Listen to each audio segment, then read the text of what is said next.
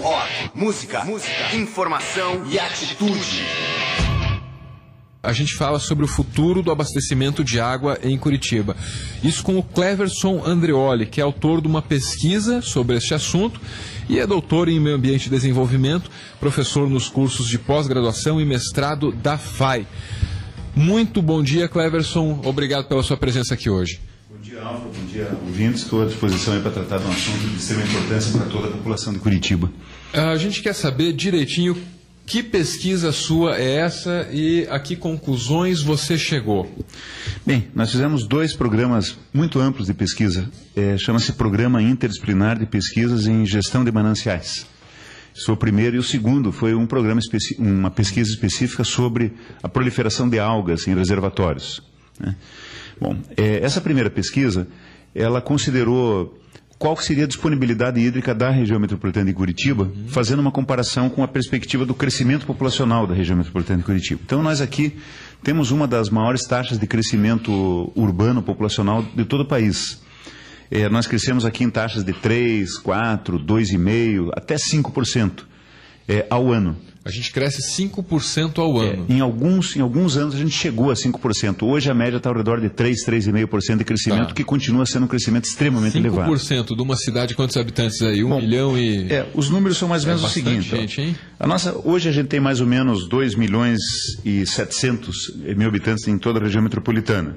Curitiba mais outros municípios dá 2.700. Região metropolitana. Esse número para 2010 vai ser 3 milhões e 200, para 2020 vai ser 4 milhões e 200, para 2030 5 milhões e 300, para 2040 6 milhões e 700 e para 2050, que é o universo do nosso estudo, a gente chegaria a uma população de 8 milhões e 400 mil habitantes. 8 milhões de habitantes na região metropolitana de Curitiba no ano de? 2050. No ano de 2050, considerando uma taxa de crescimento média de 3% ao ano, é Não, isso? A gente fez uma taxa, essas projeções... vamos dizer assim, toda projeção é um cenário. Claro. E esse cenário ele pode ou não se observar dependendo das políticas que vão ser desenvolvidas, né?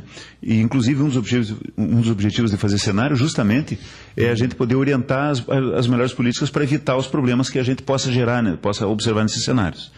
E, nesse caso aqui a gente calculou uma taxa de 3,5 atual, com uma tendência decrescente, chegando em 2,5 até o ano de 2050. Então são técnicas de estimativa de desenvolvimento populacional que a gente usa, que são clássicas aí na... E a gente tem bons argumentos para acreditar que essa taxa vai decrescer ao longo dos próximos anos. Tem bons argumentos para isso. Então, vamos dizer assim, a perspectiva é que, mantida as condições de contorno definidas no estudo, que são praticamente aquelas internacionalmente aceitas, e a gente vai chegar numa população de 8 milhões e 300... Muito bem, 8 milhões de pessoas vão querer beber água.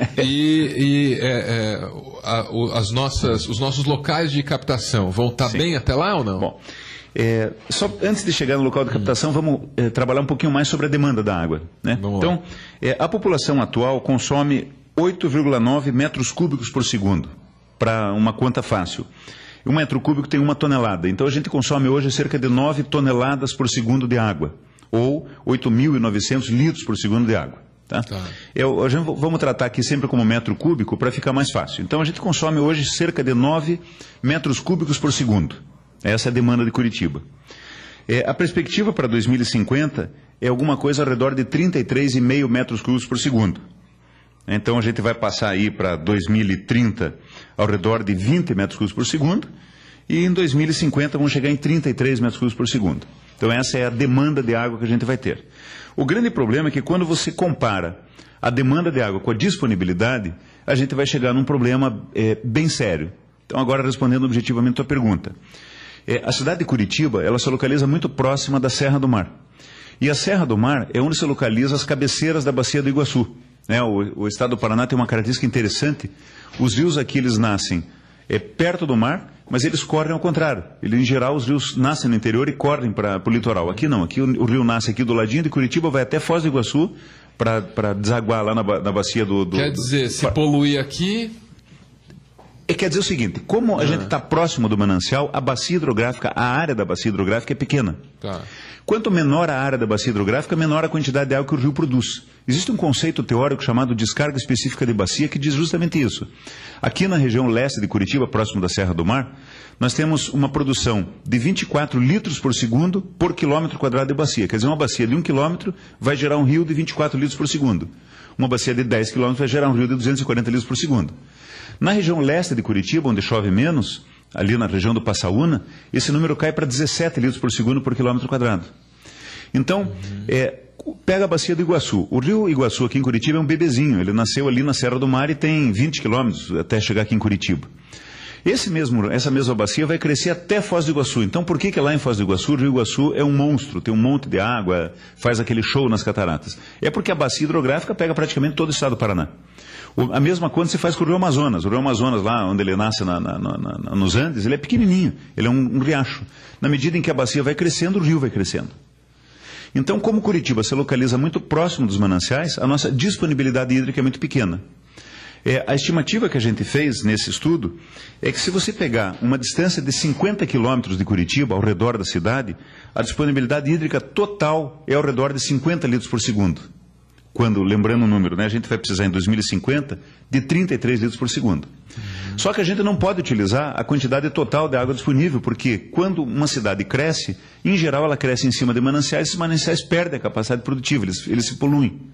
Pela própria utilização, pelo lixo informal, pelo esgoto gerado e não coletado, pela água de chuva, etc.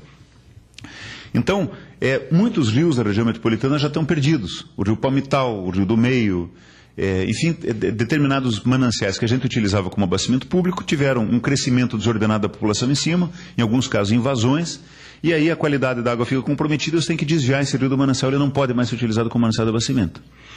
Então a gente fez vários cenários de cuidados que a cidade possa tomar, ou que a região possa tomar para a preservação de mananciais. Eu só quero entender o seguinte, então. Nesse seu cenário, quando é que começa a faltar água em Curitiba? Porque me parece que essa é uma conclusão inevitável. Vai faltar. Olha, eu te diria o seguinte, a Curitiba, se ele tiver uma política extremamente arrojada de preservação de mananciais, num raio de 50 quilômetros, a água não vai mais ter água disponível a partir do ano 2050. Quer dizer, se a gente fizesse tudo direitinho, se o poder público cuidasse da questão e tratasse isso como prioridade desde já, em 2050 teríamos problemas. Até 2050 a gente consegue abastecer Curitiba. Tá. Se Curitiba tiver um extremo cuidado, isso eu queria deixar bem destacado, para que a gente possa manter um cenário de disponibilidade hídrica para a nossa cidade até o ano 2050, é preciso que tenha uma política extremamente arrojada e cuidadosa de preservação de mananciais. E aí eu queria dizer que cabe, obviamente, ao poder público uma ação importante, mas cabe também à população ela identificar seus mananciais, saber onde é que está e se posicionar e cobrar do próprio Estado uma ação dessa. Vem cá, isso aqui não é como aquela profecia dos maias lá, diz, não, o mundo vai acabar em 2012, aí chega em 2012, bum, o mundo explode e acabou tudo. Não é assim que o negócio funciona. Não. Até esse momento crítico, a gente vai ver uma degradação linear dessa situação, né? Então, por exemplo, o preço da água tende a subir para os curitibanos ao longo desses próximos anos? Na verdade, o preço da água bruta vai subir muito. Muito? Mas deixa eu esgotar com você, só um pouquinho, esse assunto anterior dos cenários, que ele é muito importante. Pois não. Então, se a gente preservar os mananciais, o quadro de disponibilidade de 1990, a gente tinha utilizáveis 41 metros cúbicos por segundo, de um total, lembra que eu te falei, de cerca de 50, né? Hoje, nós temos uma disponibilidade na região metropolitana de 32 metros cúbicos por segundo. Então, nós já perdemos 9 metros cúbicos por segundo em função do crescimento desordenado.